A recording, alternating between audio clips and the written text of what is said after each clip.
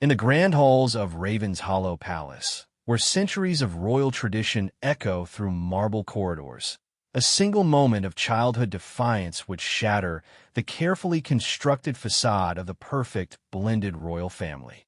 When 8-year-old Prince Edmund's innocent mistake during a state dinner preparation leads to an explosive confrontation with his stepmother, Queen Cordelia, his 3 words, "You're not my mother," will unleash a chain of events that threatens to topple the very foundations of the Aldermere monarchy.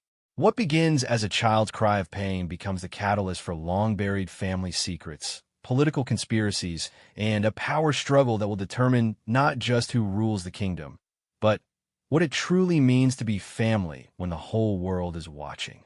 The morning sun streamed through the towering windows of Raven's Hollow Palace, casting long shadows across the ornate Persian carpets that lined the East Wing corridors. 8-year-old Prince Edmund Charles Aldermere sat hunched over his mahogany desk in the royal schoolroom, his small fingers gripping a fountain pen as he struggled with his Latin conjugations. The weight of his royal education pressed down on his narrow shoulders like an invisible crown, far heavier than anything he would inherit for decades to come. "Prince Edmund," came the crisp voice of his tutor, Professor Whitmore, "your attention appears to be wandering toward the gardens again." Edmund's green eyes, so like his late mother's, reluctantly pulled away from the window where he could see the palace gardeners tending to Queen Isabella's rose garden. His mother's roses. Even 3 years after her passing, the sight of those crimson blooms made his chest tighten with a familiar ache. "I apologize, Professor," Edmund mumbled, returning to his Latin exercises. The formal language felt strange on his tongue, nothing like the warm bedtime stories his mother used to tell him in their private moments together. The palace had changed dramatically since his father, King Alexander, had remarried 18 months ago. Queen Cordelia had swept into their lives like a perfectly orchestrated symphony, bringing with her an air of sophistication and order that the grieving palace had desperately needed. She was beautiful, intelligent, and commanded respect from every corner of the kingdom. The people adored her charitable works and her grace at state functions. The press hailed her as the perfect queen for a modern monarchy. But, to Edmund, she would always be the woman who rearranged his mother's sitting room and replaced the family portraits in the main hallway. "That will be sufficient for this morning," Professor Whitmore announced, checking his pocket watch. "You have your etiquette lessons with Dame Catherine in 20 minutes. I suggest you use the interim to review your dinner protocols. Tonight's state dinner requires perfection." Edmund's stomach nodded at the reminder. Tonight, the president of Valancourt and his family would dine at the palace, and Edmund was expected to participate in the formal proceedings for the first time. At 8 years old, he would sit at the adult table, use 17 different pieces of silverware in precise order, and make conversation with foreign dignitaries about topics he barely understood. As he made his way through the palace corridors toward Dame Catherine's chambers, Edmund passed the portrait gallery where generations of Aldermere monarchs gazed down from gilded frames. His eyes always lingered on the newest edition, a formal portrait of his father and stepmother in their coronation robes. Queen Cordelia's painted eyes seemed to follow him, her smile perfectly composed and diplomatically distant. The etiquette lesson passed in a blur of curtsies, proper posture, and endless repetition of dinner conversation starters. Dame Catherine, a woman whose spine appeared to be carved from marble, corrected every gesture with military precision. "A royal never slouches, Prince Edmund. Your shoulders should be square, your chin parallel to the floor. Remember, you represent the crown even in the smallest gestures." By the time the lesson concluded, Edmund's head was spinning with rules and protocols. He escaped to his private chambers, seeking solace in the one corner of the palace that still felt entirely his own. His rooms had been redecorated shortly after the wedding, but he had insisted on keeping certain items from his childhood: his collection of toy soldiers, his mother's music box, and the stuffed lion she had given him for his 5th birthday. He was arranging his toy soldiers in battle formation when a soft knock interrupted his play. "Come in," he called, expecting to see his nanny, Mrs. Pemberton. Instead, Queen Cordelia glided into the room. Her afternoon dress, a sophisticated shade of navy blue that complemented her perfectly styled auburn hair. She moved with the calculated grace of someone always aware they might be photographed, even in private family moments. "Edmund, darling," she said, her voice carrying the slight accent from her homeland of Meridia. "I thought we might have a little chat before tonight's dinner." Edmund set down his toy soldier and rose to his feet, automatically straightening his posture as Dame Catherine had drilled into him. "Good afternoon, Your Majesty." A flicker of something, disappointment, perhaps, crossed Cordelia's features before her diplomatic smile returned. "You know you may call me Cordelia, or even Mother, if you're comfortable with that." The suggestion hung in the air between them like an unspoken challenge. Edmund had never called her anything but Your Majesty or occasionally Ma'am when protocol demanded it. The word Mother felt like a betrayal of the woman who had sung him lullabies and kissed his scraped knees. "I prefer Your Majesty," Edmund replied quietly, his eyes fixed on the carpet. Cordelia's smile tightened almost imperceptibly. "Of course, whatever makes you comfortable." She moved to his window, gazing out at the gardens. "I wanted to speak with you about tonight. This is your first formal state dinner, and I know it can feel overwhelming." Edmund nodded, uncertain where this conversation was leading. "The president of Valancourt is bringing his daughter, Sophia. She's about your age, and I thought it might be nice if you could make her feel welcome. Perhaps show her some of the palace after dinner." The request seemed reasonable enough, but something in Cordelia's tone suggested it wasn't really a request at all. Edmund had learned to read the subtle difference between suggestions and commands in royal speak. "Yes, Your Majesty. I'll do my best to make her feel welcome." "Wonderful." Cordelia turned back to face him, and, for a moment, her carefully constructed mask slipped slightly. Edmund caught a glimpse of something vulnerable beneath the surface, a woman trying to connect with a child who remained stubbornly distant. "Edmund, I know this hasn't been easy for you. The changes, the new routines, having me here in your mother's place." Edmund's hands clenched into small fists at his sides. "You're not in my mother's place." The words came out sharper than he intended, and immediately he saw Cordelia's composure falter. Her diplomatic smile wavered, replaced by something more genuine and considerably more hurt. "Of course not," she said softly. "No one could ever replace your mother. I would never try to do that. I simply hope that perhaps, in time, we might build our own relationship. Our own kind of family." Edmund wanted to respond, but the words tangled in his throat. Part of him, the lonely part that missed having someone to read him bedtime stories and remember his favorite breakfast, was drawn to Cordelia's offer of connection. But the larger part, the part that still grieved for his mother, resisted any suggestion that this new arrangement could ever feel like home. "I should prepare for tonight," he said instead, effectively ending the conversation. Cordelia nodded, her professional demeanor sliding back into place like armor. "Of course. Remember, dinner begins at 7 sharp. Your father expects you to be prompt." After she left, Edmund sat on his bed and picked up his mother's music box. The tiny ballerina inside spun to a melody he could barely remember her humming. Sometimes he wondered if he was forgetting her voice, her laugh, the way she smelled like roses and vanilla. The thought terrified him more than any state dinner ever could. As evening approached, the palace transformed into a hive of activity. Staff members rushed through the corridors carrying silver trays and fresh flowers. The state dining room was set with the finest china, each place setting a work of art in itself. Crystal chandeliers cast warm light over the long mahogany table that could seat 40 guests comfortably. Edmund stood before his bedroom mirror as Mrs. Pemberton adjusted his miniature formal wear, a perfectly tailored dinner jacket with the Aldermere family crest embroidered in gold thread. He looked like a small adult, which was precisely the point. Royal children were expected to be tiny ambassadors, representing the crown with dignity and grace. "You look very handsome, Your Highness," Mrs. Pemberton said, smoothing down his dark hair. "Your mother would be so proud." The comment was meant to comfort, but it only emphasized her absence. Edmund nodded politely and made his way downstairs to join the receiving line. The state reception room buzzed with diplomatic conversation in multiple languages. King Alexander stood tall and commanding in his formal uniform, every inch the confident monarch. Beside him, Queen Cordelia was resplendent in a midnight blue gown that sparkled with subtle beading.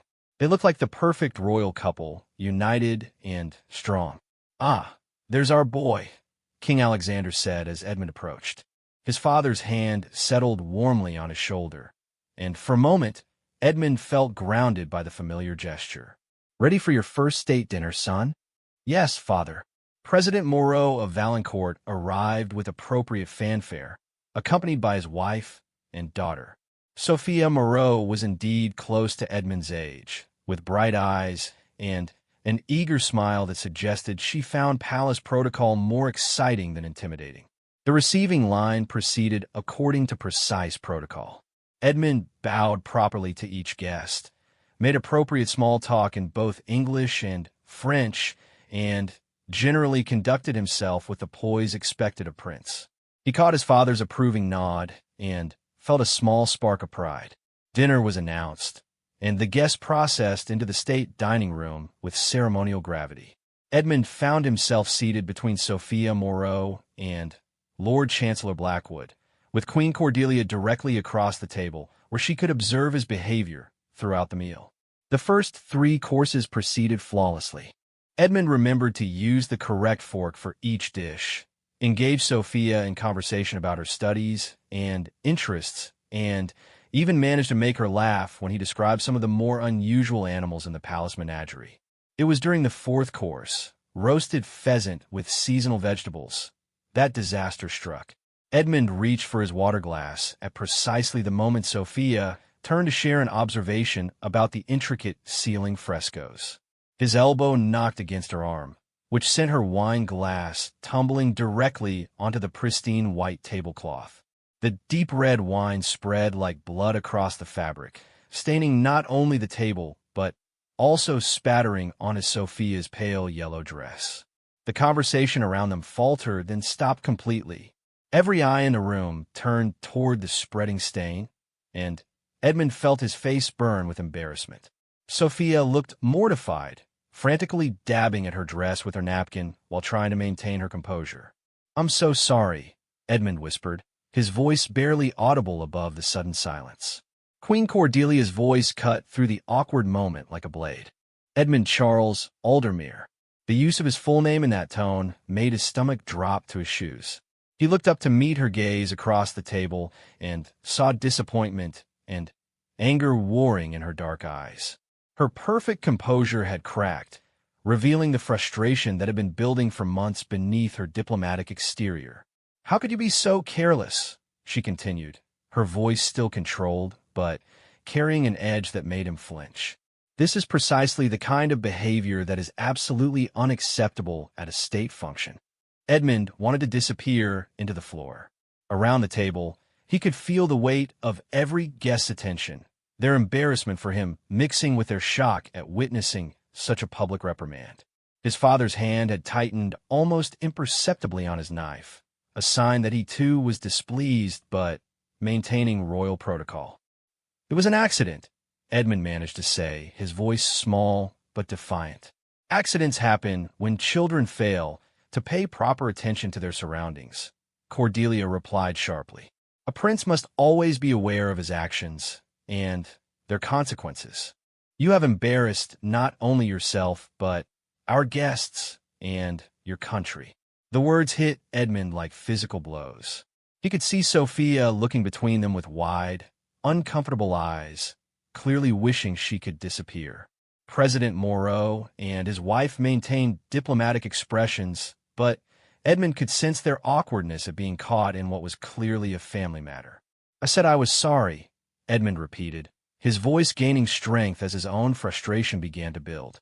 "Sorry is not sufficient when you represent the crown," Cordelia shot back, and there was something in her tone now that went beyond disappointment about a spilled glass of wine. Months of trying to connect with a resistant stepchild, of walking on eggshells around his grief, of constantly being compared to a beloved memory. It all seemed to pour out in this moment. A future king cannot afford to be clumsy and thoughtless. You must do better. The unfairness of it struck Edmund like lightning. It had been an accident, a simple mishap that could have happened to anyone. But she was treating it like a moral failing, like proof that he was somehow defective. The grief and loneliness he carried every day suddenly transformed into white-hot anger. "You can't tell me what to do," he said, his young voice carrying farther than he intended in the shocked silence of the dining room. Cordelia's eyes flashed dangerously. "I most certainly can. I am your queen and your stepmother, and you will show me the respect I deserve. You're not my mother." The words exploded out of Edmund with all the force of 3 years of suppressed grief and 18 months of resentment. They seemed to echo off the gilded walls, hanging in the air like a challenge to everything Cordelia had been trying to build. The silence that followed was deafening. Edmund could hear his own breathing, could feel his heart hammering against his ribs. Around the table, faces showed varying degrees of shock, embarrassment, and concern. Sophia had gone pale, her hand frozen halfway to her mouth.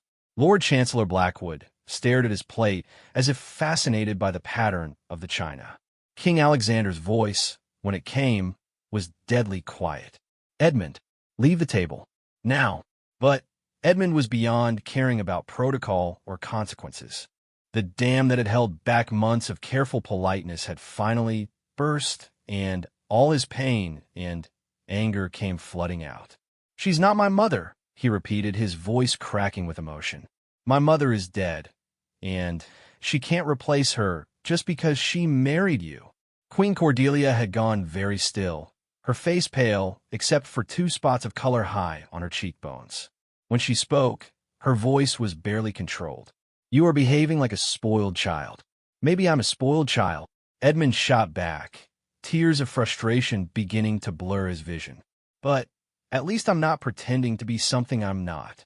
The accusation hit its target with devastating accuracy. Cordelia flinched as if she'd been slapped, and for a moment, Edmund saw past her royal composure to the woman beneath, hurt, trying her best, and failing to connect with a grieving child who saw her as nothing more than an intruder in his mother's place. King Alexander rose from his chair, his face a mask of royal fury. "Edmund Charles Aldermere, you will go to your rooms immediately and remain there until I decide what to do with you." But Edmund was already moving, pushing back from the table with enough force to send his chair scraping across the marble floor. He ran from the state dining room without looking back, his formal shoes echoing through the corridors as he fled toward the sanctuary of his chambers. Behind him, he left a table full of stunned guests, a stepmother fighting back tears of humiliation, and a father grappling with the realization that his new family was fracturing in the most public way possible. As Edmund threw himself onto his bed and buried his face in his pillow, he could hear the distant murmur of voices as damage control began in earnest. Soon, he knew, there would be consequences. There would be meetings and discussions about his behavior, his future, and his fitness for the crown he would someday inherit. But for now, in the darkness of his room, all he could think about was his mother's rose garden and the fact that no matter how hard everyone tried to move forward, some things could never be replaced. The grandfather clock in the corridor outside Edmund's chambers chimed midnight, its deep bronze notes echoing through the silent palace like a funeral dirge. Edmund lay fully clothed on top of his coverlet, staring at the ornate ceiling where shadows danced in the flickering light of the dying fireplace. Sleep had proved impossible since he'd fled the state dinner 4 hours earlier, his mind replaying the evening's catastrophe in endless, mortifying detail. He could still see the shock on President Moreau's face, the way Sophia had shrunk back in her chair, the deadly stillness that had settled over Queen Cordelia when his words had found their mark. Most of all, he remembered the disappointment in his father's eyes. Not anger, which might have been easier to bear, but profound, weary disappointment that cut deeper than any shouted reprimand. A soft knock at his door made him sit up abruptly, his heart racing. He expected to see Mrs. Pemberton with some message about his punishment, or perhaps Dame Catherine come to deliver another lecture on royal deportment. Instead, his father stepped into the room, still wearing his formal dinner jacket, though he'd loosened his bow tie and removed his ceremonial sash. King Alexander looked older than his 42 years in the lamplight, the weight of kingship etched in the lines around his eyes, and the gray threading through his dark hair. He moved with the careful deliberation of a man carrying an enormous burden, and Edmund felt a stab of guilt as he realized he'd just added considerably to that load. "Father," Edmund began, but King Alexander held up a hand to forestall any explanations or apologies. "The guests have retired to their chambers," his father said quietly, settling into the armchair beside Edmund's fireplace. "President Moreau was very gracious about the entire incident. He has children of his own and understands that even royal families face challenges." Edmund winced at the diplomatic language that transformed his public meltdown into a mere incident. "I'm sorry, Father. I didn't mean for it to happen in front of everyone." King Alexander studied his son's face for a long moment, and Edmund saw something shift in his expression, a recognition of the genuine anguish beneath the evening's defiance. "Tell me about the wine glass," his father said unexpectedly. Edmund blinked, confused by the apparent change of subject. "It was an accident." Sophia turned a point at the ceiling, and I was reaching for my water glass, and we bumped arms. The wine went everywhere. And then Queen Cordelia said my full name in that voice that means I'm in serious trouble, and she told me I was careless and embarrassing and that a prince should always pay attention. Edmund's words came faster now, the frustration pouring out. "But it really was just an accident, Father. I wasn't being careless or thoughtless. It just happened." King Alexander nodded slowly. "I see. And how did that make you feel?" The question was so unexpected that Edmund found himself answering honestly instead of providing the diplomatic response he'd been trained to give. Like I was already guilty of something terrible before I even did anything wrong. Like no matter what I do, it's never good enough because I'm not the person she wants me to be. The admission hung between them in the firelight, more revealing than Edmund had intended. King Alexander leaned forward in his chair, his expression growing troubled. "Is that how you feel about Cordelia's presence in our family? That you're constantly being judged?" Edmund looked down at his hands, suddenly, afraid he'd said too much. "I don't know. Maybe. She's always so perfect at everything, and she has all these ideas about how things should be done. Everything was different when it was just you and me and Mother." "Different how?" "Quieter," Edmund said after a moment's thought. "Mother never made me feel like I had to earn her love by being perfect. She loved me even when I spilled things or forgot my Latin conjugations or got mud on my good clothes. With Queen Cordelia, I feel like I'm taking a test that I don't know the answers to." King Alexander was quiet for so long that Edmund began to wonder if he'd angered his father further with his honesty. When the king finally spoke, his voice carried a weight of sadness that Edmund had rarely heard. "Your mother was remarkable in many ways," he said carefully. "She had a gift for making people feel accepted exactly as they were. It's one of the things I loved most about her, and one of the things I miss most desperately." Edmund looked up, surprised by this rare glimpse into his father's private grief. King Alexander rarely spoke about Queen Isabella except in formal, public contexts. "But, Edmund, you must understand that Cordelia is not trying to replace your mother. She's trying to build something new, something that honors what we had while creating space for what we might become. That's an incredibly difficult task, and she's been doing it while knowing that every gesture, every decision, every moment of interaction with you is being compared to someone she can never measure up to." The words stung because they carried the ring of truth. Edmund had been comparing Cordelia to his mother's memory from the moment she'd entered their lives, and she'd been found wanting in every comparison. "She doesn't understand me," Edmund said quietly. "Mother knew that I needed extra time to process new situations, that I got overwhelmed by too many people or too much noise. Queen Cordelia just sees those things as weaknesses that need to be corrected. King Alexander ran a hand through his hair, a gesture Edmund recognized as a sign of deep thought. Has Cordelia ever explicitly said those things are weaknesses? Edmund considered the question honestly. Not exactly, but the way she looks at me when I struggle with something, or the way she sighs when I need to repeat instructions. It feels like disappointment. Perhaps, his father said gently, what you're interpreting as disappointment might actually be frustration at not knowing how to help you. Cordelia comes from a very different background than your mother did. Her royal education was much more formal, more rigid. She's approaching stepmotherhood the only way she knows how, through structure and expectations and traditional royal protocols. Edmund frowned, trying to process this perspective. He'd never considered that Queen Cordelia might be struggling too, might be feeling as lost and uncertain as he was. But why doesn't she just ask me what I need instead of assuming she knows? That, King Alexander said with a rueful smile, is an excellent question, and one you should probably ask her yourself. The suggestion terrified Edmund more than facing a room full of foreign dignitaries. I can't talk to her about this. She's the queen. She's also your stepmother, and more than that, she's a person who cares about you and wants to build a relationship with you.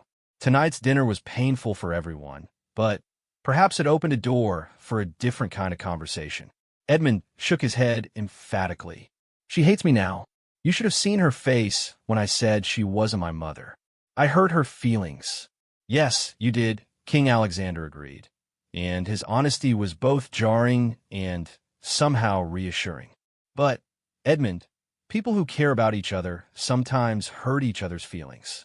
What matters is what happens next, whether you choose to let that hurt fester and grow, or whether you choose to address it honestly and try to heal it.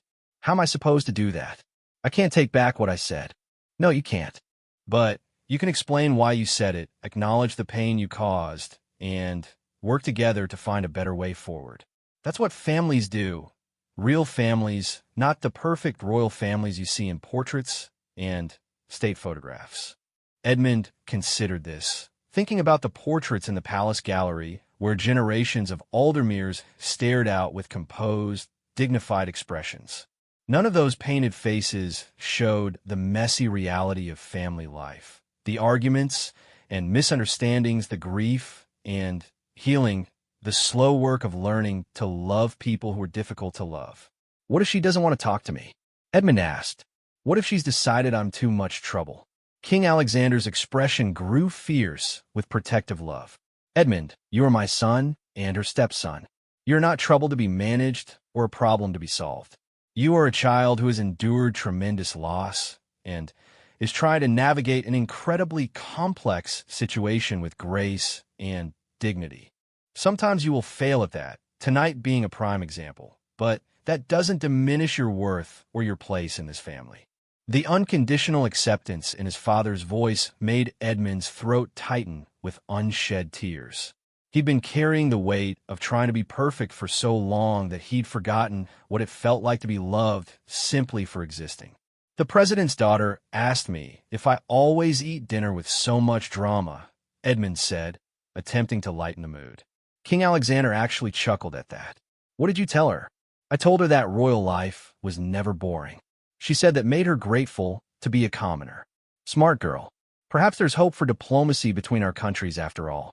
They sat in comfortable silence for a few minutes, watching the flames dance in the fireplace. Edmund felt some of the tension leave his shoulders as he absorbed his father's words and perspective. The situation was still complicated and painful, but it no longer felt hopeless. Father, Edmund said eventually, what happened after I left the dining room?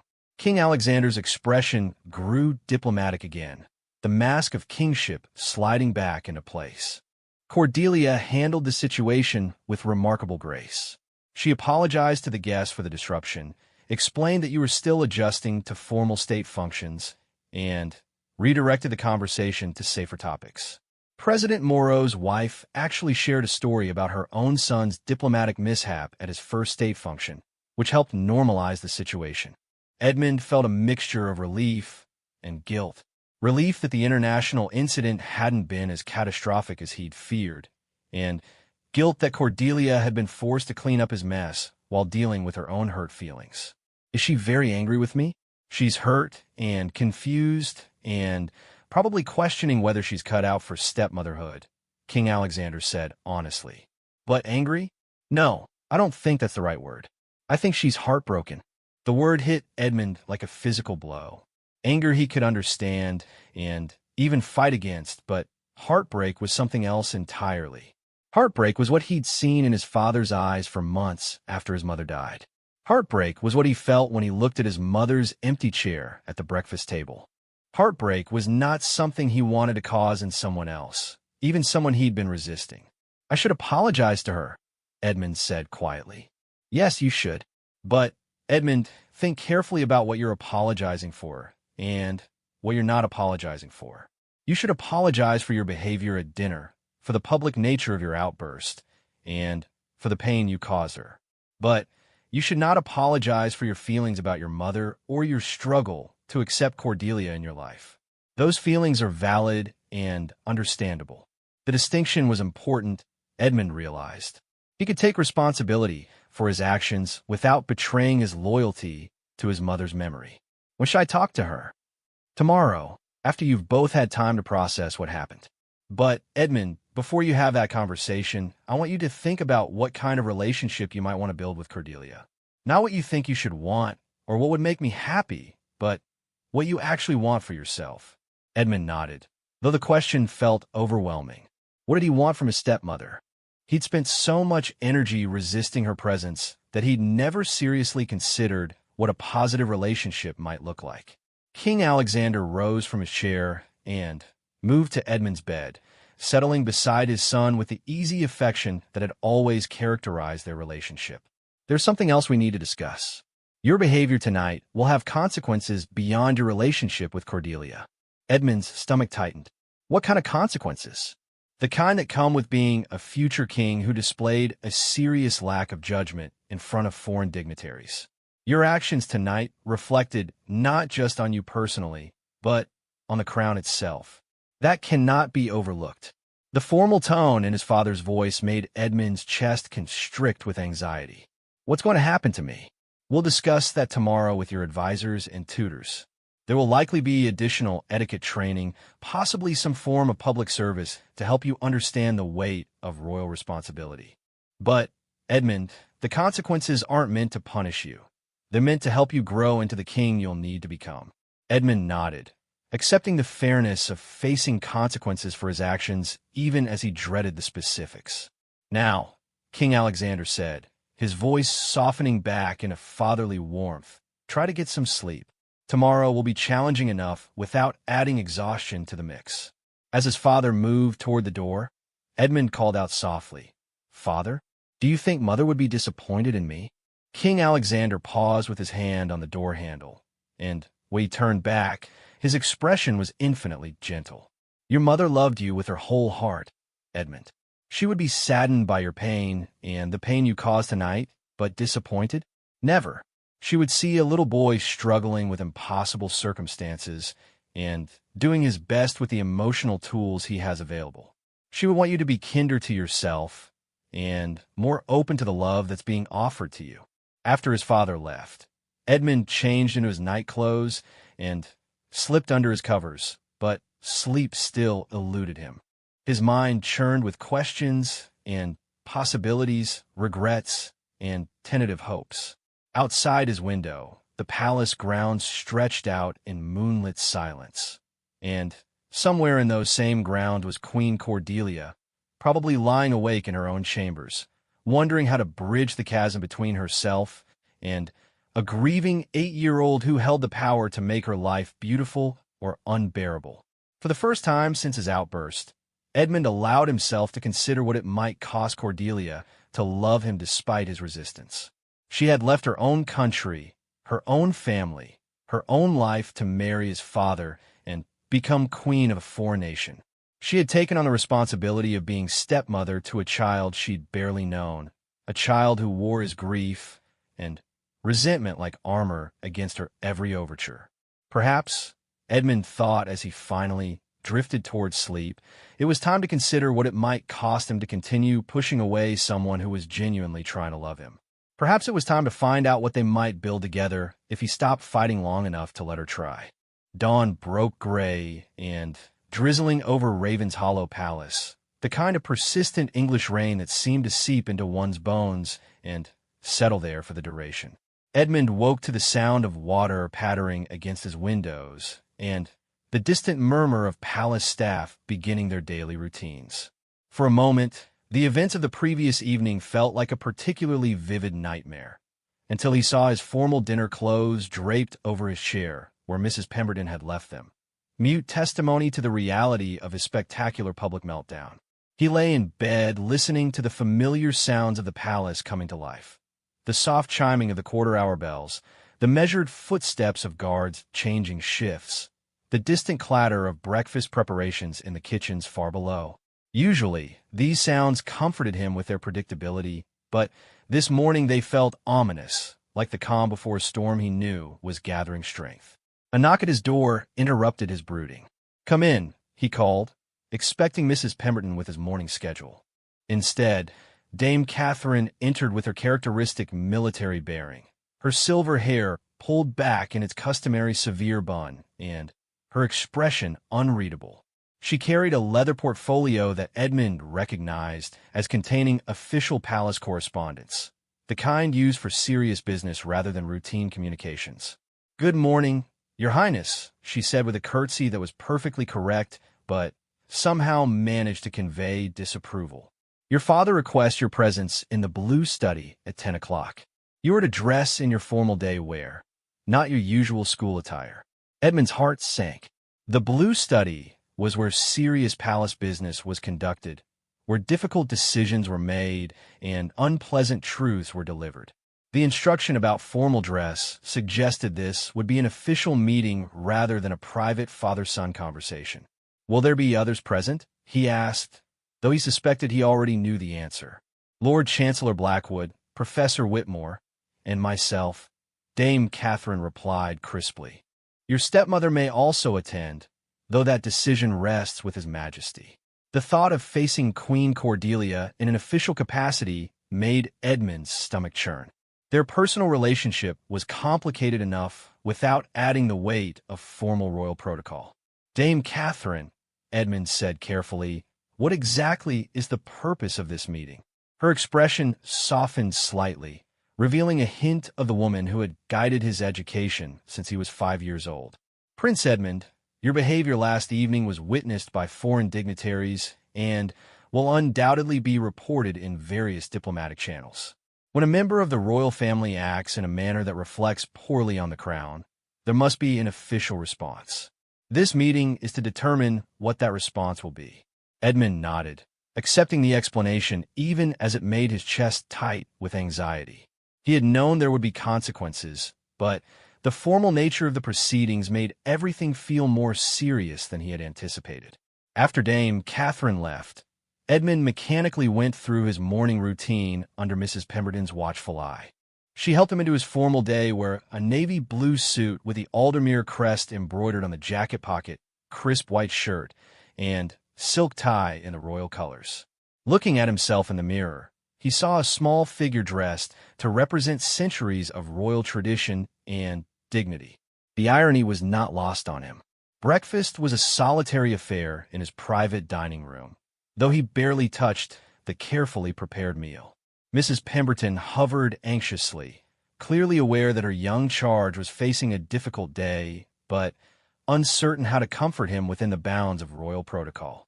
"Your Highness," she said finally, "perhaps you might consider that even the most challenging days can lead to unexpected understanding." Edmund looked up from his untouched porridge, surprised by the philosophical observation from his usually practical nanny. "Do you think so?" "I've served this family for 30 years, she replied gently. "I've seen moments that seemed like endings transform into new beginnings. Sometimes we must walk through difficult conversations to reach better ones." Her words carried the weight of experience, and Edmund found them oddly comforting. "Mrs. Pemberton had been present for many of the palace's private dramas over the decades. If she believed this situation might improve, perhaps there was reason for hope. At precisely 10 o'clock, Edmund made his way to the blue study, his formal shoes clicking against the marble floors with each measured step. Palace guards stood at attention as he passed, their faces professionally neutral, but their eyes holding what he interpreted as sympathy. Word of the previous evening's incident had clearly spread through the palace staff, though he knew their discretion could be absolutely trusted. The blue study was aptly named, its walls covered in rich sapphire silk and furnished with antiques that had served the monarchy for generations. Tall windows looked out over the formal gardens, though today the view was obscured by sheets of rain that turned the landscape into an impressionistic blur of green and gray. King Alexander stood behind his massive desk, still dressed in his morning formal wear, but with a heaviness in his bearing that suggested he had slept no better than his son. Lord Chancellor Blackwood occupied one of the leather armchairs near the fireplace, his expression grave as he reviewed documents that Edmund assumed related to the diplomatic implications of his outburst. Professor Whitmore sat opposite the Lord Chancellor, his usually kind face set in lines of professional concern. Dame Catherine stood near the windows, her posture perfect as always, but her hands clasped tightly in front of her, a small tell that revealed her own tension about the proceedings. "Good morning, Father," Edmund said, executing a perfect bow that Dame Catherine had drilled into him since childhood. "Good morning, Edmund. Please take a seat." Edmund settled into the chair his father indicated, acutely aware of the formal distance that the setting imposed between them. This was not a family meeting, but a royal council, and he was as much a subject as a son in this context. King Alexander remained standing, his hands clasped behind his back in a posture Edmund recognized from state occasions. "Edmund, before we discuss the consequences of your behavior last evening, I want to give you an opportunity to explain your actions to the assembled council." The request was fair, but daunting. How could he possibly explain the complex tangle of grief, resentment, and emotional overload that had led to his explosion? How could he make these adults understand the impossible pressure of trying to honor his mother's memory while accepting his stepmother's presence? "Your Majesty," Edmund began, falling back on the formal address that the setting seemed to require, "my outburst was inappropriate and embarrassing to our guests and to the crown. I take full responsibility for my actions." Lord Chancellor Blackwood leaned forward slightly. "That's a commendable beginning, Your Highness, but it doesn't address the underlying issues that led to your behavior. We need to understand what prompted such an extreme reaction to what was, by all accounts, a minor accident." Edmund glanced at his father, seeking guidance, but King Alexander's expression remained carefully neutral. This was clearly meant to be Edmund's opportunity to speak for himself. "The spilled wine was an accident," Edmund said carefully. "But Queen Cordelia's response made me feel as though I had done something deliberately wrong. She spoke to me as if I was a failure rather than a child who had made an innocent mistake." Professor Whitmore nodded thoughtfully. "Can you elaborate on why her response affected you so strongly? You've received corrections and guidance from many authority figures throughout your education." The question forced Edmund to examine his own reactions more deeply than he had before. With Professor Whitmore, or Dame Catherine, or even Father, corrections feel like teaching. They're trying to help me improve. But with Queen Cordelia, it feels different. It feels like she's disappointed in who I am rather than what I did. Dame Catherine spoke for the first time since the meeting began. "Your Highness, can you give us specific examples of when you felt this disappointment from Her Majesty?" Edmund thought carefully, wanting to be fair in his assessment. "When she watches me struggle with formal protocols that came naturally to her at my age. When she suggests changes to routines that worked fine before she arrived. When she talks about proper behavior in a way that suggests my previous behavior was improper." "I see," Lord Chancellor Blackwood said slowly. "And do you believe these observations and suggestions come from a place of malice or from genuine desire to help you succeed in your royal duties?" The question was unexpected, and forced Edmund to consider Cordelia's motivations from a perspective he had not previously explored. I think she wants to help, but it doesn't feel like help when it comes with judgment about who I used to be. King Alexander finally spoke, his voice gentle but authoritative. Edmund, I want you to consider something. Queen Cordelia comes from a royal tradition that is more formal than ours, more structured. In her homeland, royal children begin intensive protocol training at age 4. From her perspective, she may have been trying to help you catch up to where she believes you should be developmentally. But I don't want to catch up, Edmund said, the words coming out more forcefully than he had intended. I want to learn at my own pace, the way Mother was teaching me. The mention of Queen Isabella created a moment of heavy silence in the room. Edmund realized he had touched on the heart of the issue, his resistance to accepting any changes to the way his mother had done things. Dame Catherine's voice was unusually gentle when she spoke. Your Highness, your mother's approach to your education was indeed wonderful. But you were 5 when she passed away, and the requirements of royal protocol become more demanding as you grow older. Perhaps Queen Cordelia was attempting to prepare you for those increasing demands. Edmund felt tears threatening and blinked them back, unwilling to cry in front of the formal assembly.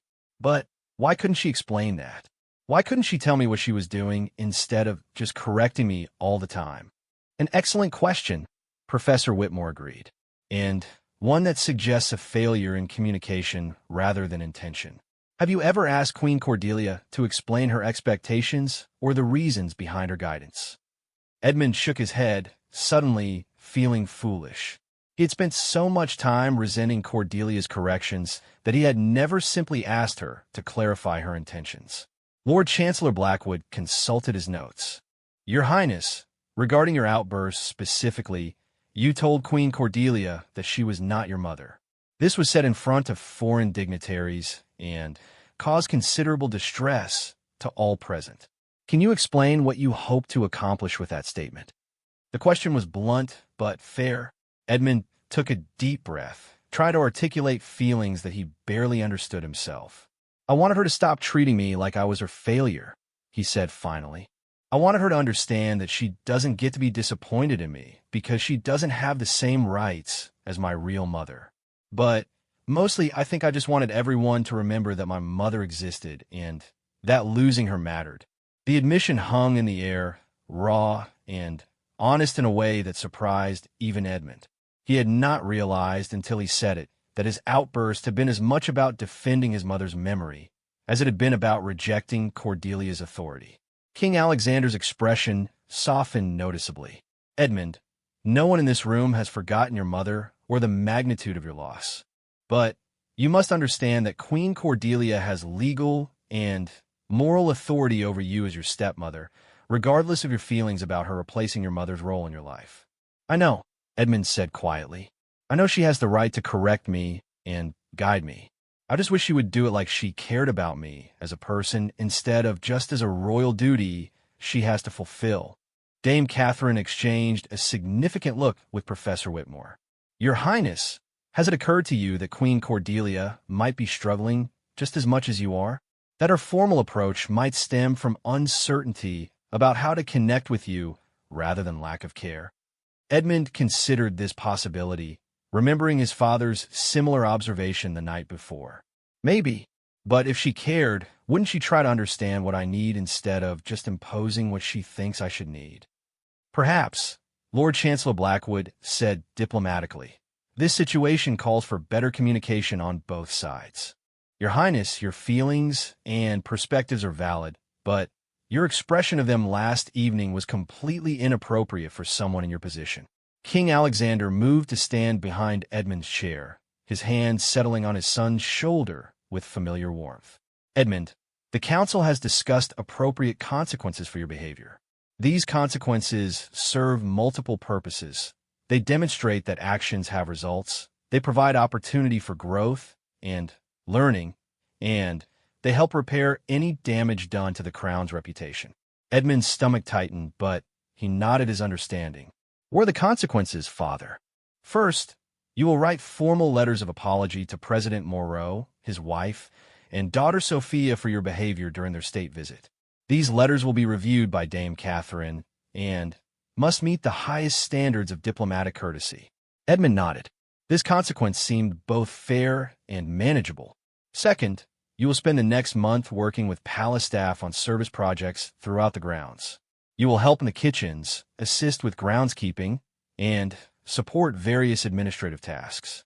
This will help you understand the effort required to maintain the institution you represent and the people who depend on royal leadership.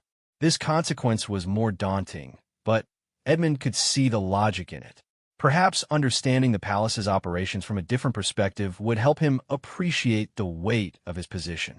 Third, King Alexander continued, you will begin weekly sessions with Dr. Margaret Thornberry, a family counselor who specializes in helping blended families navigate complex dynamics. These sessions may include Queen Cordelia, depending on both your comfort levels and Dr. Thornberry's recommendations. Edmund's eyes widened. The idea of formal counseling felt both embarrassing and overwhelming, but he could also sense the potential value in having a neutral party help navigate his relationship with his stepmother. Finally, his father concluded, you will spend additional time studying diplomatic protocol and international relations with Professor Whitmore. If you are to represent the crown at state functions, you must be thoroughly prepared for the responsibility that entails. The consequences were comprehensive, but not unreasonable, Edmund realized. They addressed both his behavior and the underlying issues that had contributed to it. I accept these consequences, Edmund said formally, and I want to apologize again for my behavior last evening. It was unworthy of my position and harmful to people I should protect and respect. Lord Chancellor Blackwood smiled for the first time during the meeting. That is exactly the response we hope to hear, Your Highness. Your willingness to take responsibility and learn from this experience speaks well of your character and your potential as a future leader.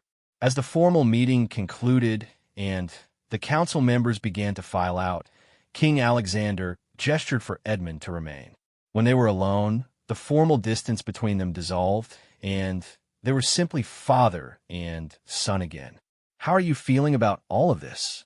King Alexander asked, settling into the chair beside Edmund. Scared about the counseling, Edmund admitted, but also maybe hopeful. I don't like feeling angry all the time, and I don't like hurting people.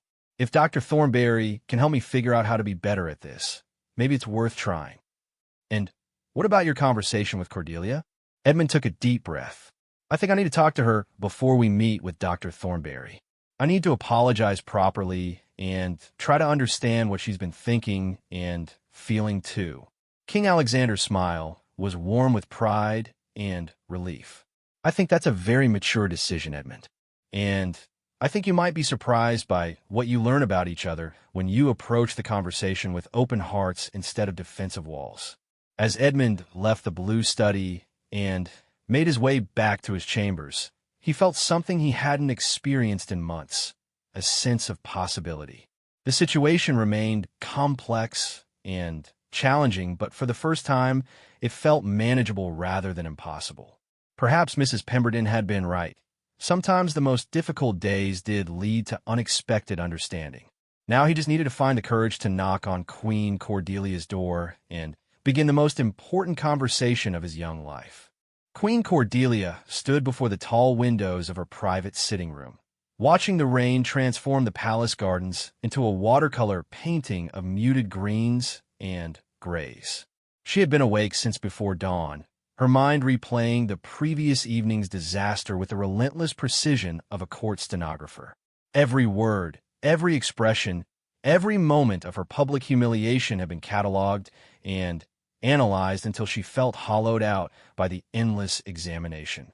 She wore a simple day dress of deep burgundy wool, her auburn hair pulled back in a style that was elegant but less formal than her usual royal appearance. In the privacy of her chambers, away from the constant scrutiny of court life, she allowed herself to look as tired and uncertain as she felt. The sitting room had been redecorated shortly after her marriage to reflect her personal taste, while respecting the historical significance of the space. Soft blues and golds had replaced the previous queen's favored pastels, and meridian artwork now hung alongside English landscapes.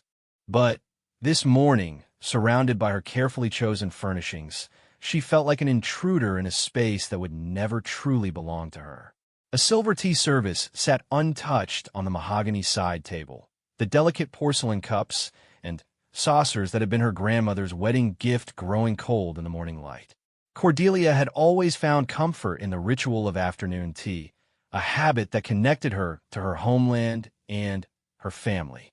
But today, even familiar comforts felt inadequate against the weight of her doubts and disappointments. The morning newspapers lay folded on her escritoire, their headlines carefully neutral, but their implications clear. Minor incident at state dinner, read the Times. Young prince learning royal protocol, declared the Guardian. The diplomatic language couldn't disguise the fact that Edmund's outburst had been witnessed by foreign dignitaries and would inevitably become part of the official record of their state visit. More personally devastating were the messages from her sister Elena and Meridia, each one carefully worded, but carrying an undercurrent of concern that made Cordelia's chest tight with homesickness. Elena had always been her closest confidant, the one person who could see through royal composure to the uncertainty beneath. Her latest letter, which had arrived that morning with a diplomatic pouch, had been particularly difficult to read. My dearest Cordelia, it began in Elena's familiar handwriting. I hope this letter finds you well and settling into your new role with increasing confidence. The newspapers here have mentioned some challenges with young Edmund's adjustment to royal protocol. Please know that we all understand how difficult it must be to guide a child who has experienced such loss, while also establishing your own place in the family. Remember that love sometimes requires patience beyond what we think we can give. The gentle wisdom in her sister's words had brought Cordelia to tears for the third time that morning.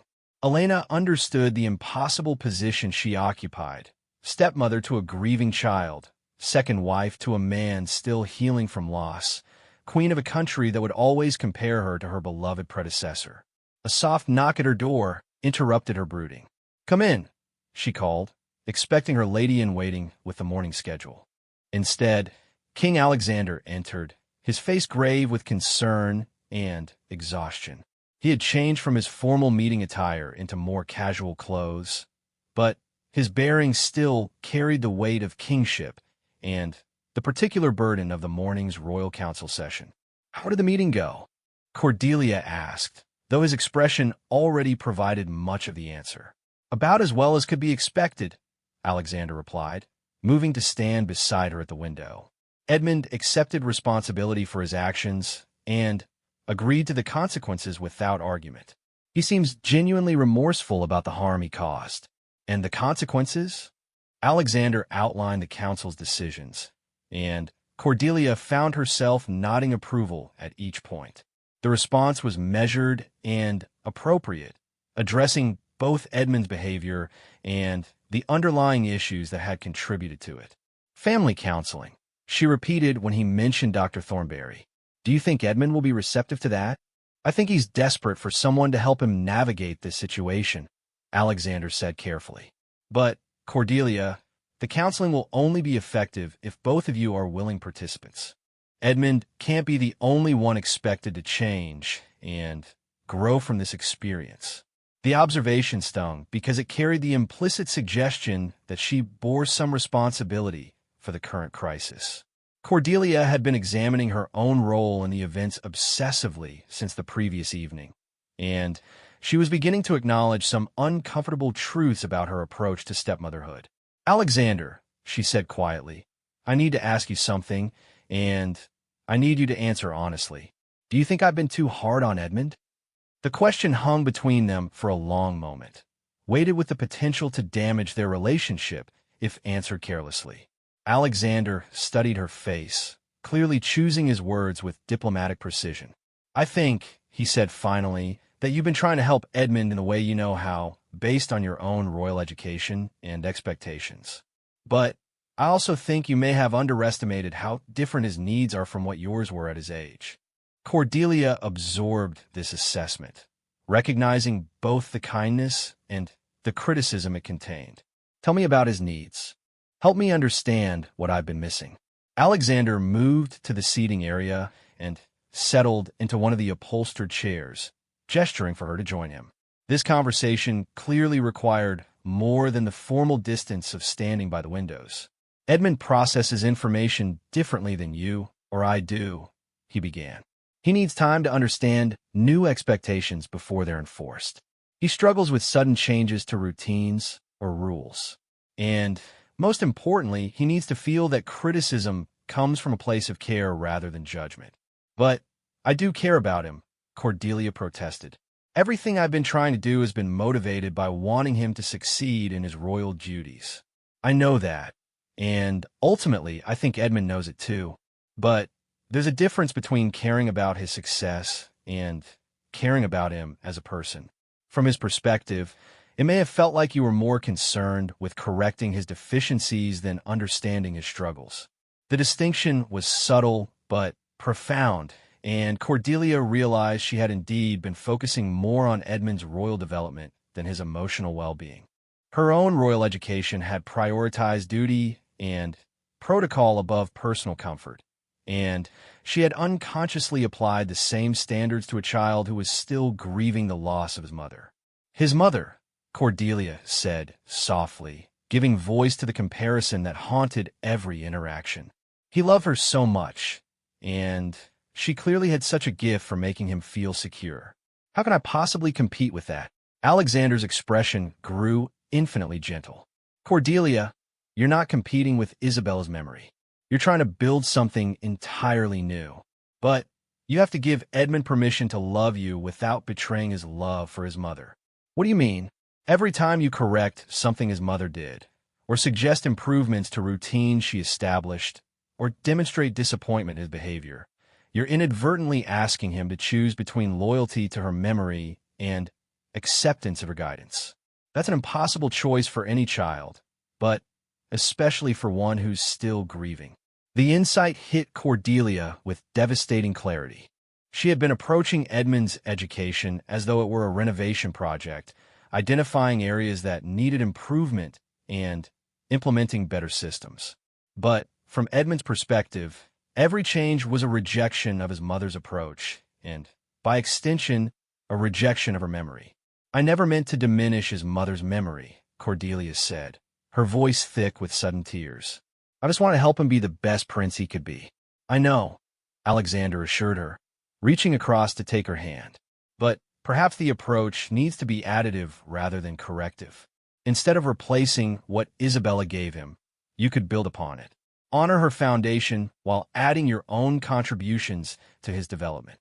Cordelia considered this perspective, trying to reimagine her relationship with Edmund through this lens. What if, instead of seeing his mother's influence as something to overcome, she viewed it as something to complement and extend? There's something else, Alexander continued. Edmund told the council this morning that he feels like you're disappointed in who he is rather than what he does.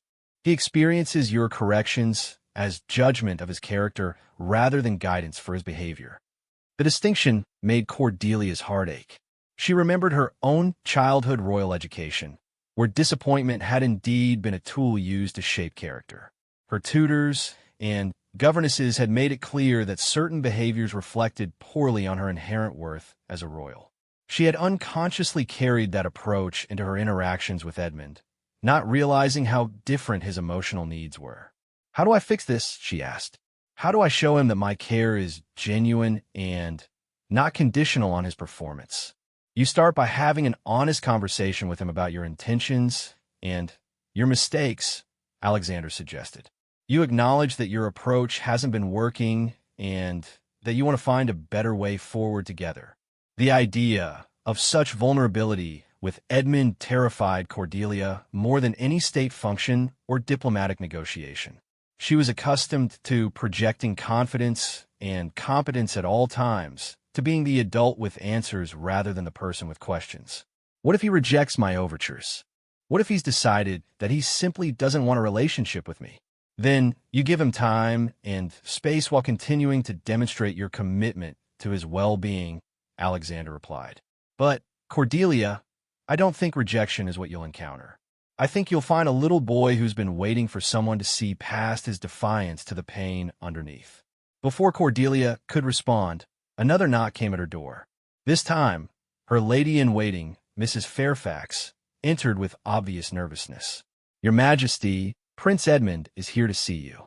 He says it's important and that he's prepared to wait as long as necessary for an audience." Cordelia's heart began racing. The timing felt both perfect and terrifying.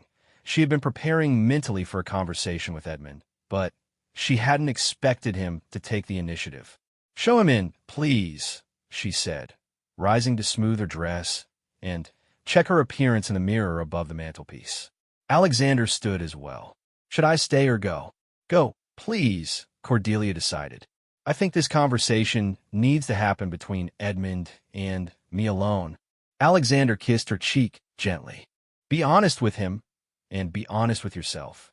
That's the only way forward." After he left, Cordelia had barely a moment to compose herself before Mrs. Fairfax ushered Edmund into the room.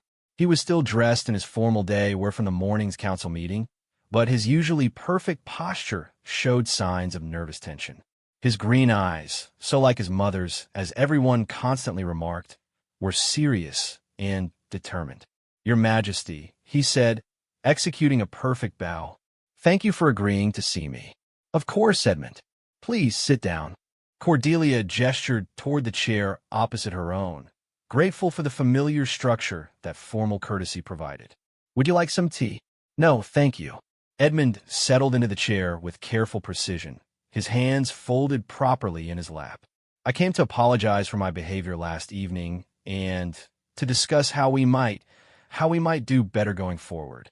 The careful formality of his language spoke to the effort he was making to approach this conversation with appropriate respect, despite the highly personal nature of the subject matter. Cordelia felt her heart soften at his obvious attempt to handle the situation with maturity beyond his years. "I appreciate your coming to see me, Edmund. Your apology means a great deal to me. I want you to understand," Edmund continued, his voice gaining strength, "that when I said you weren't my mother, I wasn't trying to hurt your feelings specifically. I was trying to say that I didn't want to forget my real mother or pretend that losing her didn't matter." The honesty in his explanation made Cordelia's throat tighten with emotion. She could see the little boy beneath the formal exterior, struggling to articulate feelings that were probably too complex for anyone his age to fully understand. "Edmund, I would never want you to forget your mother or minimize your loss. She was an extraordinary woman, and your love for her is one of the most beautiful things about you." Edmund's carefully maintained composure wavered slightly at this acknowledgement. "Then, why does it feel like you want me to be different from how she raised me?" The question went straight to the heart of their conflict, and Cordelia realized this was the moment for the kind of honesty Alexander had encouraged. She could continue with diplomatic deflection, or she could risk genuine vulnerability. Because, she said carefully, "I was raised to believe that love was demonstrated through high expectations and constant improvement. In my family, caring about someone meant helping them become the best possible version of themselves, even if that required pointing out their flaws and pushing them to change." Edmund listened intently, his young face serious as he processed her explanation. "But," Cordelia continued, "I'm beginning to understand that what you need is different from what I needed at your age. You need to feel accepted for who you are before you can trust guidance about who you might become." "Yes," Edmund said quietly, relief evident in his voice. "That's exactly what I need. My mother used to say that I was perfect just as I was, but that didn't mean I couldn't also grow into something even better." The wisdom in Queen Isabella's approach struck Cordelia with fresh appreciation. She had somehow managed to provide both unconditional acceptance and gentle encouragement for growth, a balance that Cordelia had failed to achieve. "Your mother was very wise," Cordelia said.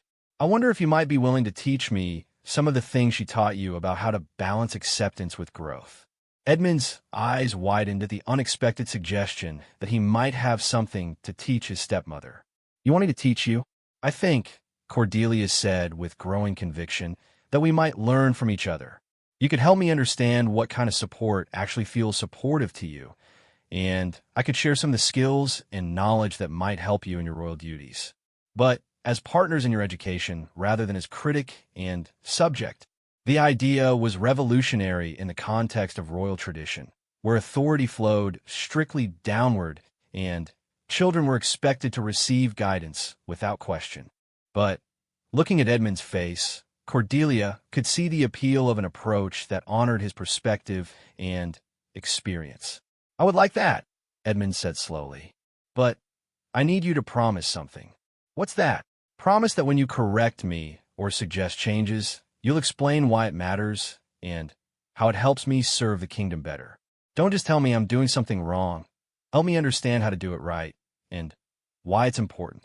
The request was entirely reasonable and spoke to his genuine desire to fulfill his royal duties well. Cordelia realized she had been so focused on efficiency, quickly identifying and correcting problems, that she had failed to provide the context and education that would help him internalize the lessons. I promise, she said solemnly. And, Edmund, I want to promise something else. I will never again try to replace or improve upon what your mother gave you. Instead, I'll try to add to it, to build upon the foundation she created while honoring her memory and her love for you. Edmund's formal composure finally cracked, and tears began to slip down his cheeks. I've missed having a mother figure, he admitted in a whisper. But I was afraid that wanting that meant I was betraying her memory. Oh, Edmund, Cordelia said, her own tears threatening. Loving someone new doesn't diminish your love for someone you've lost. Your heart is big enough for both. Without thinking, she held out her arms, and Edmund hesitated for only a moment before crossing the small space between their chairs and accepting the embrace. For the first time since she had become his stepmother, Cordelia held him close without any agenda beyond offering comfort, and felt him relax against her with a trust she had not dared to hope for. I don't know how to be a stepmother, she admitted against his hair, but I would very much like to learn how to be the kind of person you need in your life. I don't know how to have a stepmother either, Edmund replied, his voice muffled against her shoulder. But I think we could figure it out together. As they held each other in the quiet sanctuary of her sitting room, with the rain still pattering against the windows and the cold morning light gradually warming toward afternoon, Cordelia felt something shift fundamentally in her understanding of family. It wasn't about replacing what had been lost or creating a perfect replica of what others expected.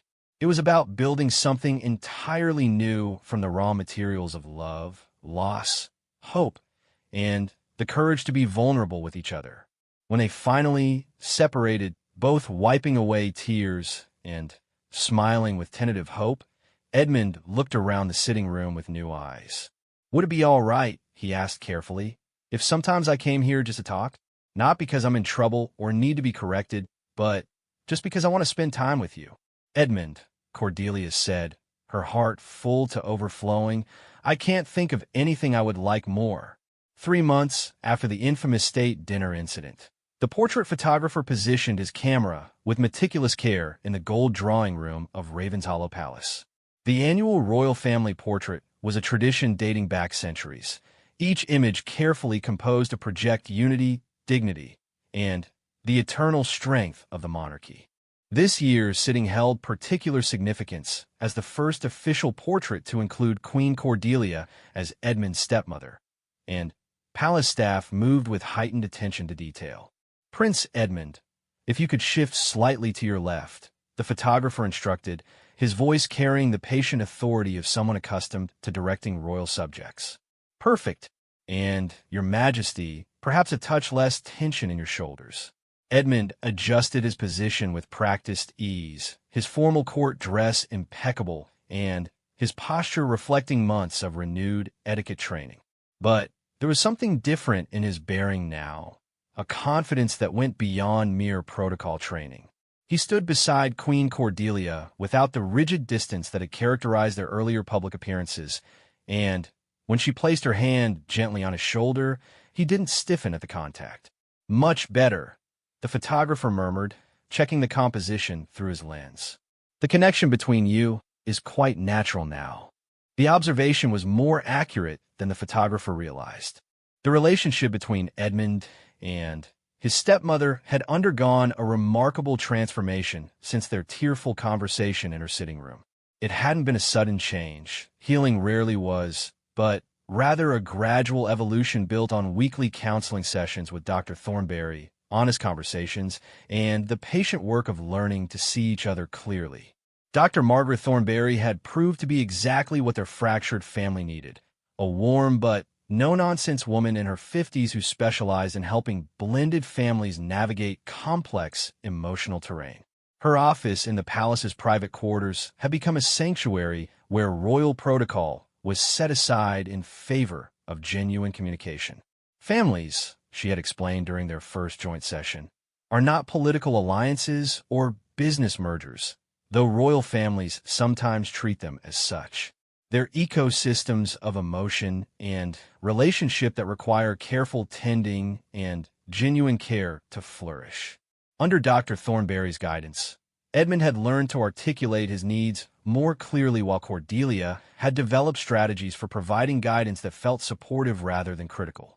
More importantly, they had both learned to see their relationship as something they were building together rather than a problem one of them needed to solve. The weekly sessions had revealed surprising insights about both participants. Edmund discovered that Cordelia's formal approach to parenting stemmed not from lack of affection, but from her own childhood experience of love expressed through high expectations and constant improvement. She had been trying to give him the same careful attention to excellence that had made her feel valued as a child, not realizing that his emotional needs were entirely different. Cordelia, in turn, learned that Edmund's resistance to her guidance wasn't really about rejecting her authority, but about protecting the memory of his mother and the secure foundation she had provided. His defiance was actually a form of loyalty, which made it both understandable and something that could be worked with rather than overcome. The goal, Dr. Thornberry had explained, isn't for Edmund to stop loving his mother or for Cordelia to replicate that relationship.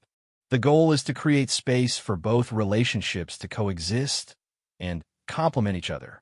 The breakthrough had come during a session in early February when Edmund had finally been able to articulate his fear that accepting Cordelia's love meant betraying his mother's memory.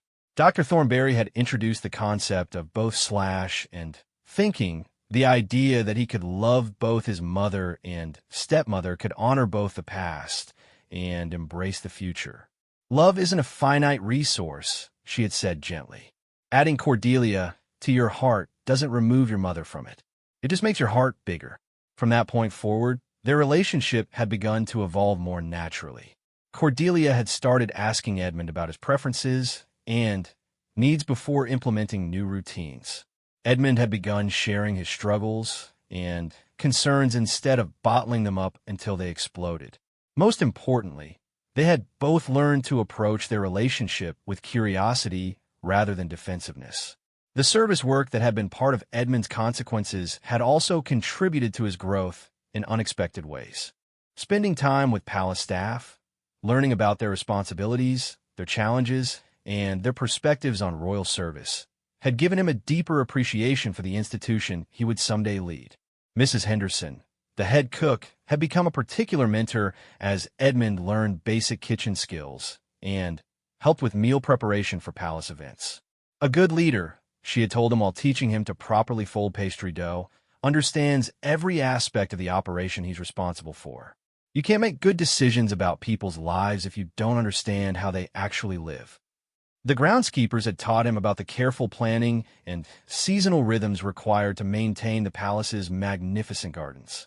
The administrative staff had shown him the complex logistics involved in coordinating state visits, managing correspondence, and maintaining diplomatic relationships.